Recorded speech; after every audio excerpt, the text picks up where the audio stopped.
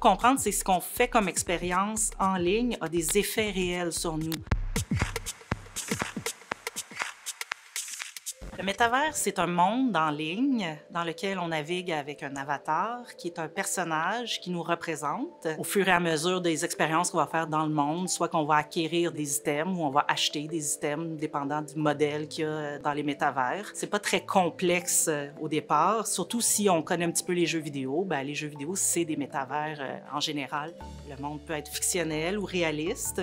Et là, on fait toutes sortes d'activités. Donc, il peut y avoir des activités de jeu, de socialisation, mais aussi de commerce. Donc, on peut magasiner, travailler, aller dans des musées, on peut faire toutes nos activités quotidiennes dans un métavers.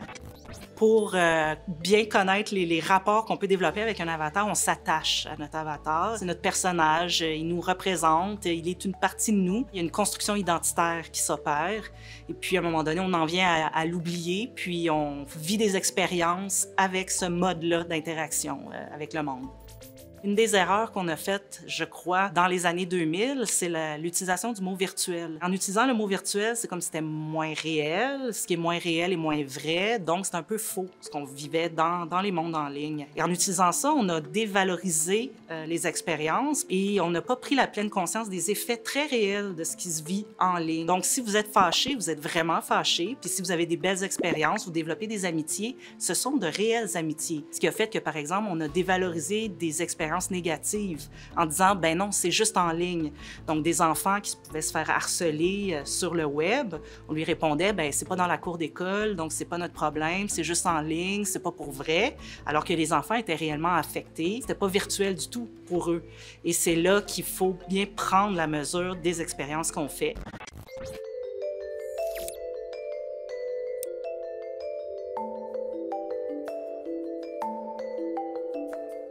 Le métavers qui est proposé par Zuckerberg, donc Facebook, le modèle économique, c'est la traçabilité. Donc, c'est la collecte de données personnelles. Donc, lui, ce qu'il veut, c'est qu'on fasse le plus d'activités possibles dans son métavers pour collecter des données, pour faire du profilage publicitaire. C'est son modèle. L'année passée, juste avec Facebook, il a fait plus de 80 milliards de dollars. Donc, lui, l'intérêt, c'est qu'on migre, que les 2 milliards et quelques d'utilisateurs de Facebook migrent vers son métavers et que là, on puisse travailler, aller voir sa famille, aller au bar du coin, tout dans le métavers et donc collecter de plus en plus d'informations sur nous.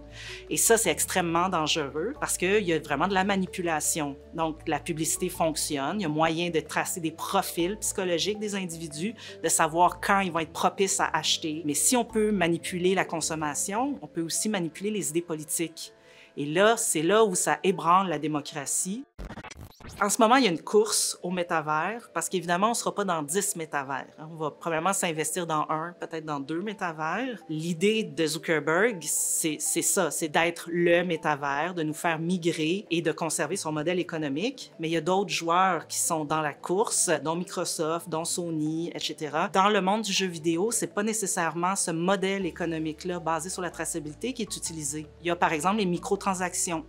Alors, ça serait de vendre des objets numériques pour vos avatars. Le modèle d'affaires basé sur les microtransactions est moins inquiétant que le modèle d'affaires basé sur la traçabilité, bien qu'il y ait un certain profilage qui peut être opéré, qui peut être lié à la microtransaction. C'est pour ça qu'il faut qu'il y ait vraiment un encadrement, non seulement législatif, mais d'une manière beaucoup plus large, des balises éthiques. Moi, je serais plus partisane d'essayer de créer un métavers libre, commun, comme le WWW, qui est un consortium qui est non propriétaire. Et là, on pourrait tirer bénéfice des aspects positifs du métavers. Par exemple, l'accessibilité. Pour des personnes à mobilité réduite, les personnes souffrant de maladies mentales, des personnes vivant dans des régions éloignées ou pour toutes sortes de raisons qui ne peuvent pas avoir accès à la culture, à l'éducation, à des modes de socialisation diversifiés, bien, le métavers pourrait offrir cette alternative-là.